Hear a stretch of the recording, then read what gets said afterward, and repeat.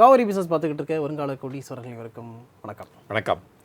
ஒரு great news India பற்றி வந்திருக்கு. $705 பில்லியன் ஃபாரெக்ஸை வந்து இந்தியா கிராஸ் பண்ணியிருக்கு அப்படிங்கிறது. இது வந்து ஒரு பெரிய அச்சீவ்மெண்ட். அதாவது உலகத்திலேயே 4வது மிகப்பெரிய அளவில் ஃபாரெக்ஸை வச்சிருக்கக்கூடிய ஒரு கண்ட்ரியாக இந்தியா மாறி இருக்கு அப்படிங்கிற செய்தி வந்திருக்கு. இதை பற்றி தான் வந்து நம்ம இன்றைக்கி பேச போகிறோம். அதுக்கு தான் குரு ஜாயின் பண்ணுறார். எப்படி இது சாத்தியமாச்சு அப்படிங்கிறதான் இன்றைக்கி பேச போகிறோம். So let's welcome. ரைட். இதில் என்னென்னா, இந்த $705 பில்லியன் இன்னும் 2 வேல்யூவேஷன் நம்ம பண்ணவே இல்லை. ஆக்சுவலாக அப்போட ரீவேல்யூவேஷன் பண்ணணும். ஆக்சுவலாக அது என்ன அப்படின்னா, இந்தியன் இன்வெஸ்ட்மெண்ட் இன் அமெரிக்கன் ட்ரெஷரி. ஓகே.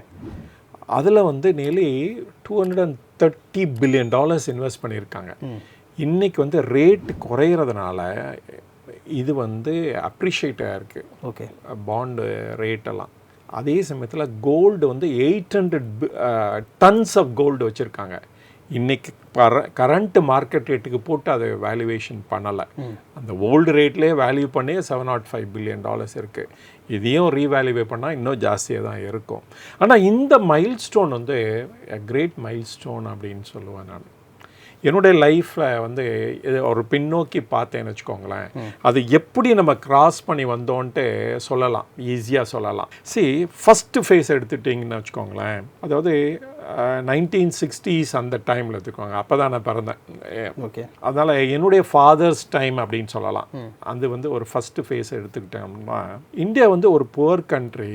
கான்ஸ்டண்ட்டாக வந்து நம்ம வந்து grant, aid, support from United Nation இல்லாட்டா USA அதை பற்றி தான் நம்பி தான் இருந்தோம். PL 480 அப்படின்னு சொல்லி அந்த இதில் வந்து நமக்கு கோதுமை வந்து அமெரிக்காவிலேருந்து இந்தியாவுக்கு வந்துச்சு. ஓகே. அவன் வந்து கடலில் தான் கொட்டுவாங்க சர்ப்ளஸ் எல்லாம். இந்தியா என்ன சொன்னாங்க, நாங்கள் ஃப்ரைட் காஸ்ட்டு கொடுக்குறோம், எங்களுக்கு இந்தியாவுக்கு கொடுத்துருங்கப்பா அப்படின்னாங்க. அந்த சிச்சுவேஷனில் இருந்தோம்.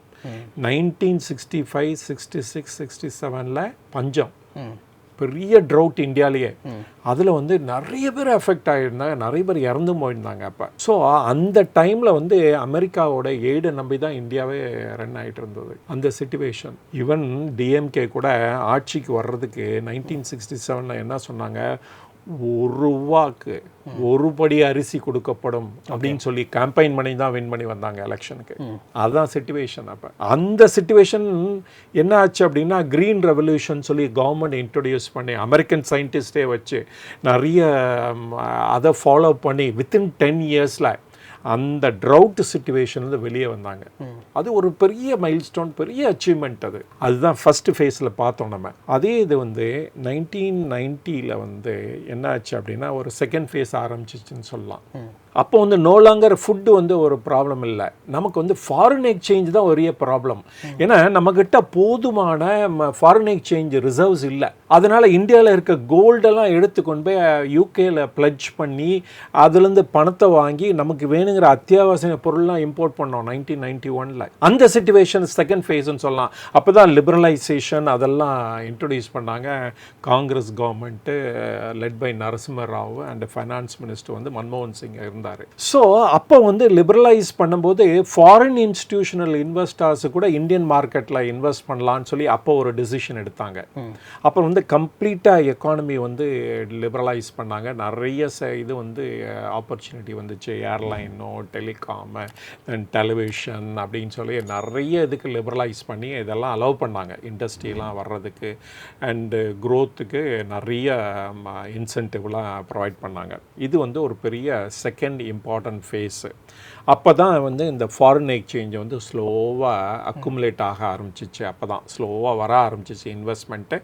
அப்போ ஃபாரின் இன்ஸ்டிடியூஷனல் இன்வெஸ்டர்ஸ் தான் மார்க்கெட்டில் இருப்பாங்க. அவங்க இன்வெஸ்ட் பண்ணால் மார்க்கெட் மேலே போகும். ஹெட்லைன்ஸே அப்படி தான் இருக்கும். அண்டு அவங்க வித்ரா பண்ணாங்கன்னா அவ்வளோதான், மார்க்கெட்டே கவுந்துரும். ஸோ இந்தியாவில் பெரிய இன்ஸ்டிடியூஷன் யார் அப்படின்னா இன்வெஸ்ட் பண்ணதுக்கு LIC தவிர வேறு எதுவுமே கிடையாது. அண்டு அந்த இன்ஸ்டிடியூஷன் வந்து LIC இன்னைக்கு வந்து 50 கோடி இன்வெஸ்ட் பண்ணாங்க அப்படிங்குவாங்க. அப்படியே மார்க்கெட்டை அப்படியே தூக்கி நிற்க வச்சாங்க. ஃபாரின் இன்ஸ்டிடியூஷனல் இன்வெஸ்டர்ஸ்லாம் வித்ட்ரா பண்ணாங்க, அதை கை கொடுக்கறதுக்கு எல்ஐசி தான் உள்ளே வந்தாங்க அப்படின்னு சொல்லி ஹெட்லைன்ஸாக இருக்கும் அந்த செகண்ட் ஃபேஸில். அதனால் ஃபாரின் இன்ஸ்டிடியூஷனல் இன்வெஸ்டர்ஸை நிறைய பேர் நம்ம டிபெண்ட் பண்ணி இருந்தோம். ஷேர் மார்க்கெட்டு ரன் பண்ணுறதுக்கு அப்படி தான் இருந்தது. அவங்களோட ஆதிக்கம் வந்து கொடி கட்டி பறந்துச்சுன்னு சொல்லலாம். எப்போ 2010-12 வரைக்குமே அவங்களோட ஆதிக்கம் தான். அவங்க ஒருத்தங்க தான் இன்வெஸ்ட் பண்ணுவாங்க, அவங்க தான் பெரிய இன்வெஸ்டராக இருப்பாங்க. அவங்க வந்து 22-23% ஆஃப் த இந்தியன் ஷேர் மார்க்கெட்டை ஓன் பண்ணிட்டு இருந்தாங்க. அவங்க வந்து நல்ல பணமும் சம்பாரிச்சிட்டு இருந்தாங்க. அவங்களுக்கு வந்து இது ஒரு இது அவங்கள மாதிரி யாருனாலும் இன்வெஸ்ட் பண்ண முடியாது, மேட்சும் பண்ண முடியாது. அவங்க நினச்சா இந்த கம்பெனி தூக்கி விடுவாங்க, அவங்க நினைக்கலாம் இந்த கம்பெனியை குறைச்சி விடுவாங்க, அண்டு பணமும் ஏர்ன் பண்ணிட்டு இருந்தாங்க. அந்த மாதிரி தான் போயிட்டு இருந்தது. அண்டு தேர்ட் ஃபேஸ் வந்துச்சு. தேர்ட் ஃபேஸில் வந்து ஆல்மோஸ்ட் 2013 அந்த மாதிரி சொல்லலாம். அப்போ தான் அந்த டேப்பர் ட்ரான்ட்ரம் அப்படின்ட்டு சடனாக வித்ரா பண்ணிட்டு போட்டாங்க எல்லாத்தையும், பணத்தை எல்லாத்தையும். ஷேர் மார்க்கெட்டில் வந்து கொலாப்ஸ் ஆச்சு, ஃபாரின் எக்ஸ்சேஞ்சு க்ரைசிஸு, அண்டு பெரிய லெவலில் வந்து ப்ராப்ளம் ஃபேஸ் பண்ணோம் நம்ம. அண்டு எக்ஸ்சேஞ்ச் ரேட் வந்து 48 அது மாதிரி இருந்தது. ஒரே வாரத்தில் 56, 58 அது மாதிரி போச்சு. ஒரு பெரிய ப்ராப்ளமே நம்ம ஃபேஸ் பண்ணோம் அந்த டைமில். அண்டு ஃபாரின் எக்ஸ்சேஞ்ச் க்ரைசிஸ் வேறு. ஏன்னா அவங்க நிறைய வித்ரா பண்ணி போனால் என்ன ஆகும், நமக்கு வந்து இம்போர்ட் பண்ணுறதுக்கு எல்லாத்துக்குமே ப்ராப்ளம் ஆகிடும். அண்டு நமக்கு அதர் இஷ்யூஸ், பொலிட்டிக்கல் இஷ்யூஸ் வேறு அந்த டைமில் இருந்தது. வந்து இதுதான் வந்து டிப்பிக்கலாக வந்து தேர்ட் ஃபேஸ் ஸ்டார்டிங் அப்படின்னு சொல்லலாம். அப்புறமேல தான் நியூ கவர்மெண்ட் வந்து சென்ட்ரல் கவர்மெண்ட்டில் மாறிச்சு. அப்புறமேல வந்து அவங்க வந்து நிறைய புது டிசிஷன்லாம் எடுக்க ஆரம்பித்தாங்க. அப்புறமேல தான் திருப்பியும் வந்து ஃபாரின் எக்ஸ்சேஞ்ச் வந்து திருப்பியும் இந்தியாவுக்கு ஃப்ளோ பண்ண ஆரம்பிச்சிச்சு. இப்போ வந்து இந்த இதை ட்ரேஸ் பண்ணுவோம், எவ்வளோ ஃபாரின் எக்ஸ்சேஞ்சு எப்படி வந்துச்சு அப்படிங்கிறத. ஸோ 1990 எப்படி வந்து இயர் பை இயர் வந்து இந்த ஃபாரின் எக்ஸ்சேஞ்ச் இன்க்ரீஸ் ஆச்சுங்கிறத பார்க்கலாம். ஓகே, ஃபஸ்ட்டு $100 பில்லியன் நம்ம வந்து 2003 தான் டச் பண்ணியிருக்கோம். அடுத்தது 2006 200. லிபரலைஸ் பண்ணது 1990. ஆனால் ஃபஸ்ட்டு 100 பில்லியன் அச்சீவ் பண்ணுறதுக்கு எத்தனை வருஷம் ஆச்சு? 13 வருஷம் ஆச்சு. அப்போ தான் நம்ம எப்பொழுதும் சொல்லுவோம், ஃபஸ்ட்டு 1 லட்சம் என் பண்ணுறது தான் கஷ்டம் 10 லட்சத்தோட. ஃபஸ்ட்டு வந்து 10 லட்சம் என் பண்ணுறது தான் கஷ்டம் 1 கோடியோட அப்படின்னு சொல்ல போகிறேன். அதே மாதிரி தான் இது. ஓகே, ஃபஸ்ட்டு 100 கோடி ஏர்ன் பண்ணுறது தான் பெரிய கஷ்டம், 100 பில்லியன் ஏர்ன் பண்ணுறது தான் பெரிய கஷ்டம். அண்ட் அடுத்ததெல்லாம் கொஞ்சம் குயிக்காகவே வர ஆரம்பிச்சிச்சு அப்படிங்களா. 2008 300 பில்லியன், 2017 400 பில்லியன், 20 500 பில்லியன், 21 600 பில்லியன், இப்போ 24 செப்டம்பரில் $700 பில்லியன். ரைட்டு. அண்டு இன்னொரு 6 மாதத்தில் 750 பில்லியன் அச்சீவ் ஆகும் அப்படின்னு சொல்லி நிறைய அனலிஸ்ட்லாம் சொல்லியிருக்காங்க. அது வந்து ஆச்சரியப்பட வேண்டிய அவசியமும் கிடையாது அப்படின்னு தான் நான் சொல்லுவேன்.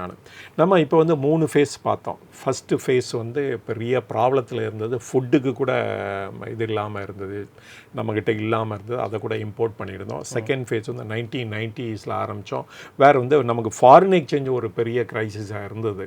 ஃபஸ்ட்டு ஃபேஸில் ஃபாரின் எக்ஸ்சேஞ்சும் க்ரைசிஸ் தான், அண்டு ஃபுட்டு வந்து இலவசமாக கிடச்சிட்டு இருந்தது சம்டைம்ஸு. ஆனால் இப்போ வந்து அந்த ஃபுட்டு ப்ராப்ளத்தில் வெளியே வந்து செகண்ட் ஃபேஸில் வந்து ஃபாரின் எக்ஸ்சேஞ்ச் ப்ராப்ளம் மட்டும்தான் இருந்தது. அந்த ஃபாரின் எக்ஸ்சேஞ்ச் ப்ராப்ளத்துலேருந்து என்ன ஆச்சு, கொஞ்சம் சர்ப்ளஸ் சிச்சுவேஷனில் வந்தோம் நம்ம. அதான் அந்த தேர்ட் ஃபேஸ் என்ட்ரியில் பார்த்தோம்னா நிறைய சர்ப்ளஸில் இருந்தோம். 2013 அதெல்லாம் $300 பில்லியன் அது மாதிரி வச்சுருந்தோம் நம்ம.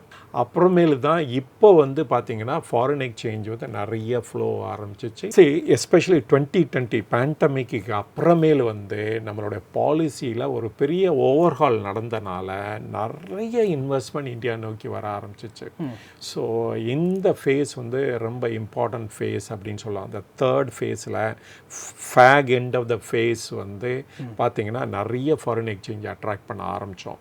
நம்மளுடைய ப்ரூடண்ட் பாலிசினால், கவர்மெண்ட்டோட ப்ரூடண்ட் பாலிசினால் வேறு வந்து க்ரோத்தும் இருந்தது. அதே சமயத்தில் வேர்ல்டு லெவலில் நம்ம 10th பொசிஷன்லேருந்து நம்ம வந்து இப்போ வந்து 5th பொசிஷனுக்கு வந்துட்டோம். அப்போ 2013 வந்து என்ன சொல்லிகிட்டு இருந்தாங்க, ஃப்ரெஜைல் 5 அப்படின்னாங்க. எமர்ஜிங் மார்க்கெட்டில் 5 கண்ட்ரியில் என்றைக்கு வேணால் டிஃபால்ட் ஆகலாம் அந்த சிச்சுவேஷனில் இருந்தது. இன்றைக்கி வந்து டாப் எக்கானமி இந்த வேர்ல்டு இந்த க்ரோத்தில் அப்படின்னு ரீச் பண்ணிட்டோம். அந்த தேர்ட் ஃபேஸ் முடிய இப்போ என்ன சொல்லுவேன் அப்படின்னா almost at the fag end of the third phase அப்படின்னு. தேர்ட் ஃபேஸில் என்ன பார்த்தோம்னா ஃப்ரஜைல் ஃபைலுன்னு ஒன்று இருந்தது. இப்போ என்ன ஆச்சு, அந்த சிச்சுவேஷன் மாறி 2020க்கு அப்புறம் என்ன ஆச்சு அப்படின்னா huge amount of foreign exchange நம்ம கையில் இப்போ இருக்குது. அண்ட் இந்த ஃபேஸில் இந்த ஹைலைட் ஆஃப் தேர்ட் ஃபேஸ் என்ன அப்படின்னா என்னங்கிறத நீங்கள் என்ன சொல்லுவீங்க? ஷேர் மார்க்கெட்டை பொறுத்த வரைக்கும் சொல்லணும் அப்படின்னா இந்த டைம் வந்து நம்ம ஃபாரின் போர்ட்ஃபோலியோ இன்வெஸ்டர்ஸையோ எஃப்ஐஎஸ்ஸையோ நம்பி இல்லை, டிஏஎஸும் ரிட்டைல் இன்வெஸ்டரும் எல்லாத்தையும் பார்த்து. அதுதான் அந்த highlight of third phase. Foreign exchange வந்து இந்தியாவுக்கு முக்கியமானது தான், அதில் ஒன்றும் டவுட் இல்லை. ஆனால் அவங்கள நம்பி நம்ம ஷேர் மார்க்கெட்டு இல்லை. Domestic institutional investors, insurance company, direct investments through retail இதில் மியூச்சுவல் ஃபண்ட்ஸ், இவங்க தான் இன்றைக்கி ஷேர் மார்க்கெட்டை லீட் பண்ணுறாங்க. ஓகே, ஃபாரின் இன்ஸ்டிடியூஷனல் இன்வெஸ்டர்ஸும் அவங்களும் ஒரு இம்பார்ட்டன்ட் பிளேயர் அப்படின்னு ஆகிப்போச்சு. அதனால் எப்படி நம்ம மாறிட்டு வந்துட்டுருக்கோம் பாருங்கள். அண்ட் இந்த 3 ஃபேஸில் வந்து ஒரு பெரிய சேஞ்சஸ் நடந்துகிட்ருக்கு. அண்டு இதை தவிர இன்னும் ஆச்சரியப்படுறதுக்கு என்ன அப்படின்னா அந்த 4th ஃபேஸு வேறு வந்து நாம் வந்து தனி ஒரு ஃபண்டை கிரியேட் பண்ணுறோம், சாவரின் வெல்த் ஃபண்டை கிரியேட். எஸ், 4th ஃபேஸில் வந்து நம்ம வந்து foreign sovereign wealth fund create பண்ணிட்டோம். இது வந்து ஒரு பெரிய டிஃப்ரெண்ட் டைமென்ஷனே இந்தியாவுக்கு கொடுக்க போகுது. இன்னும் ஒரு 10 இயர்ஸில் ஒரு பெரிய லெவலில் டிஃப்ரெண்ட்டாக கொடுக்க போகுது. இதை பற்றி நம்ம தனியாக ஒரு வீடியோ கூட போட்டிருக்கோம், அதை பற்றி பேசியிருக்கோம் வேறு. அதுதான் the highlight of 4th face அப்படின்னு சொல்லுவோம். அதுக்கு தான் இனிஷியல் ஸ்டெப்ஸாக எடுத்திருக்காங்க. இதுக்கு இது எப்படி ஃபண்டு பண்ண போகிறாங்கங்கிறதெல்லாம் இனிமேல் தான் நமக்கு தெரிய போகுது. ஆனால் மித்தவங்களாம் வெல்த் ஃபண்டு க்ரியேட் பண்ணுறப்ப அவங்க வந்து சர்ப்ளஸை வச்சு க்ரியேட் பண்ணாங்க. ஆனால் நம்மக்கிட்ட சர்ப்ளஸ் எதுவும் இல்லை, there is a trade surplus எதுவும் இல்லை. இந்த $705 billion வந்து ட்ரேடு சர்ப்ளஸ் இல்லை, இது வந்து ஓவர் நைட் ஃபண்டுன்னு தான் சொல்லணும். இந்த ஃபாரின் இன்ஸ்டிடியூஷனல் இன்வெஸ்டர்ஸும் பாண்ட் மார்க்கெட்டில் இன்வெஸ்ட் பண்ணுறவங்களும் என்றைக்கு வேணால் அவங்க வித்ட்ரா பண்ணி போவாங்க. ஏன் அப்படின்னா இந்த பாண்ட் மார்க்கெட்டில் இன்வெஸ்ட் பண்ணுறவங்க மோஸ்ட்லி கவர்மெண்ட் பாண்டு தான் இன்வெஸ்ட் பண்ணுறாங்க. அண்டு கவர்மெண்ட் பாண்டு வந்து சாவரின், அது கேட்டால் உடனே கொடுத்தாங்க பணம். ஸோ அதனால் வந்து இவங்களெல்லாம் நம்பி வந்து இந்த $705 billion நமக்கு இந்தியா காப்பாற்ற போகிறது இல்லை. அதனால் நம்மக்கிட்ட சர்ப்ளஸ் இருந்தால் தான் நம்ம வந்து நம்மளுடைய இன்வெஸ்ட்மெண்ட்டை அப்ராடால் இருக்கட்டும் இல்லை இந்தியாவில் இருக்கட்டும் நம்ம கண்டினியூ பண்ண முடியும். ஆனால் 4th இதில் வந்து இதை ரெகக்னைஸ் பண்ணி தான் அவங்க இது பண்ணாங்க. ஆனால் அந்த மாதிரி பொசிஷனுக்கு ரீச் பண்ணணுன்னா என்ன பண்ணுறது? நம்ம நிறைய இன்னோவேஷன் இந்தியாவில் நடக்கணும், முக்கியமான விஷயம். அதுக்கப்புறம் வந்து எல்லாருக்கும் எல்லாமே கிடைக்கிற மாதிரி ஒரு விஷயம் நடக்கணும்னா நிச்சயமாக வந்து டேக்ஸ் எல்லாம் கம்மி பண்ணணும். Yes, most important. அதாவது ரிஃபார்ம் வந்து ரொம்ப எசென்ஷியல். இப்போ சாவரின் வெல்த் ஃபண்டு போட்டுட்டீங்க, நீங்களும் என்ன சொல்லியிருக்கேன், இதுதான் கிரேட்டஸ்ட் மொமெண்ட் இந்தியாவுக்கு, வந்து ஒரு greatest moment. $700 billion 4th in the world நம்ம ரிசர்வ்ஸ் வச்சுருக்கிறதுனால. ஸோ இதெல்லாம் சொல்லப்போ அப்போ ரிஃபார்மும் வந்தாகணும். என்ன ரிஃபார்ம் தான் it's a way of life. இன்றைக்கி இருக்கிற மாதிரி இன்னும் 10 வருஷம் கழிச்சும் அப்படியே இருந்தோம்னா எப்படி நம்ம க்ரோத் பார்க்க முடியும்? இந்த 70% ஆஃப் த பாப்புலேஷன் அவங்களோட ஏர்னிங் வந்து less than 1 lakh a year, 10,000 கூட கிடையாது மாதம். அந்த மாதிரி வந்து nearly about 90 crore of population இருக்கிறாங்க. ஓகே, அவங்களுக்கெல்லாம் வேலையோ க்ரோத்தோ இருக்கணும் அப்படின்னா ரிஃபார்ம் தான் ஒன்லி வே. அந்த ரிஃபார்ம் எங்கேருந்து வரணும்னா ஜாப் கிரியேஷனில் தான் வரும். அந்த ஜாப் கிரியேஷன் வந்து மக்கள்னால தான் கிரியேட் பண்ண முடியும், கவர்மெண்ட்னால கிரியேட் பண்ண முடியாது. இந்த ஃபிலாசபியை புரிஞ்சாதான் நம்ம வந்து இந்த சாவரின் வெல்த் ஃபண்டுக்கும் ஒரு ரைட்டு இன்வெஸ்ட்மெண்ட் அமௌண்ட்டும் கிடைக்கும். நாட் வந்து கடனை வச்சு நம்ம வந்து ஃபண்டு கிரியேட் பண்ண முடியாது. எப்பொழுதுமே நம்மக்கிட்ட இருக்கிற சர்ப்ளஸ் ஃபண்டை வச்சு தான் நம்ம ஃபண்டை கிரியேட் பண்ணி அதை ஜெயிக்க முடியும் நம்ம. அண்டு டெஃபினட்டாக வந்து இந்த ரிஃபார்ம் வந்து இன்னும் அட் அ ஹையர் பேஸில் பண்ணோம். அந்த இதில் வந்து நீங்கள் கரெக்டாக சொன்ன மாதிரி எங்கே அந்த ரிஃபார்ம் ஆரம்பிக்கணும் அப்படின்னா அந்த டேக்ஸில் தான் ஆரம்பிக்கணும். அந்த டேக்ஸ் வந்து ஜிஎஸ்டியாக தான் இருக்கும், இல்லாததை உள்ளே போடணும். ஜிஎஸ்டியில் இருக்கிற ரேட்டை குறைச்சிங்க அப்படின்னா ட்ரான்ஸ்ஃபர்மேஷன் நடக்கும். இன்னும் ஒரு 10 இயர்ஸில் நமக்கும் ஒரு சர்ப்ளஸ் கிடைக்கிறதுக்கு சான்சஸ் இருக்குது இந்த ஃபாரின் எக்ஸ்சேஞ்ச் அரீனால. ஓகே. இல்லை இப்போ ஜிஎஸ்டி கவுன்சில் மீட் நடக்க போகுது, அந்த மீட்டிங்கில் வந்து டேக்ஸை குறைக்கிறதுக்கான வாய்ப்புகள் இருக்கும்னு நினைக்கிறேன். நிறைய மினிஸ்டர்ஸ் வந்து இந்த மாதிரி பேசியிருக்கிறாங்க. ரைட்டு. ஆமாம், அந்த குரூப் ஆஃப் மினிஸ்டர்ஸே சொல்லிட்டாங்க, ரீதிங்க் பண்ணுறோம், 18%லாம் ரீதிங்க் பண்ணுறோம், இன்சூரன்ஸை இதில் அதையும் டேக்ஸை குறைக்கிறதுக்கு ட்ரை பண்ணுறோம் அப்படின்னு சொல்லிட்டாங்க. இதெல்லாம் பாசிட்டிவ் மூவ். இப்போ இந்த $705 பில்லியன் வந்து ஃபர்தராக புஷ் பண்ணும் இதில். ஏன்னா இல்லாட்டா இந்த ஃபண்டெல்லாம் நம்மக்கிட்ட ஐடியில் தான் கிடைக்கும். அண்டு ஒரு இது என்னென்னா, ஒரு நீங்கள் ஃபாரின் எக்ஸ்சேஞ்ச் அங்கேருந்து வருதுன்னு வச்சுக்கோங்களேன், இப்போ டாலர் வருது, அவங்க எதுக்கு வர்றாங்க இந்தியா? இன்வெஸ்ட் பண்ணுறதுக்கு தான் வர்றாங்க. அப்போ இன்வெஸ்ட் பண்ணதை டாலரில் இன்வெஸ்ட் பண்ண முடியும், இல்லை ருப்பியில் தான் இன்வெஸ்ட் பண்ணோம். அப்போ மணி சப்ளை இன்க்ரீஸ் பண்ணுறீங்க, டாலரை வாங்கிட்டு ரூபாவை கொடுக்குறீங்க. அப்போ இந்த ரூபாலாம் எங்கே போய் உட்கார்ந்துருக்க போகுது? நீங்கள் வந்து பேங்க்லேயும் அதில் கொடுக்கலாம். அப்போ பேங்க் இந்த ஃபண்டை வச்சுட்டு இருந்தா, இந்த ரிஃபார்ம் இல்லாமல் இருந்தால் அவங்க எங்கே வந்து போய் அதை இன்வெஸ்ட் பண்ண போகிறாங்க? இல்லை யார் தான் பாரோ பண்ண போகிறாங்க?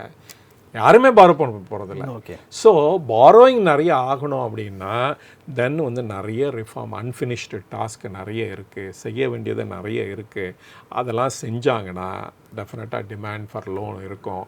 அதே சமயத்தில் ஆர்பிஐயும் இதை வந்து நல்லா மனசில் வச்சுக்கிட்டு 9th அன்னைக்கு மீட்டிங் இருக்குது, இன்ட்ரெஸ்ட் ரேட்டை இம்மிடியட்டாக குறைங்க, அப்போ தான் டிமாண்டு வந்து இன்க்ரீஸ் ஆகும், பாரோயிங் இன்க்ரீஸ் ஆகும். இன்ட்ரெஸ்ட் ரேட்டு குறையலைன்னா பாரோயிங் ஒன்றும் பெரிய லெவலில் இன்க்ரீஸ் ஆக போகிறதில்ல.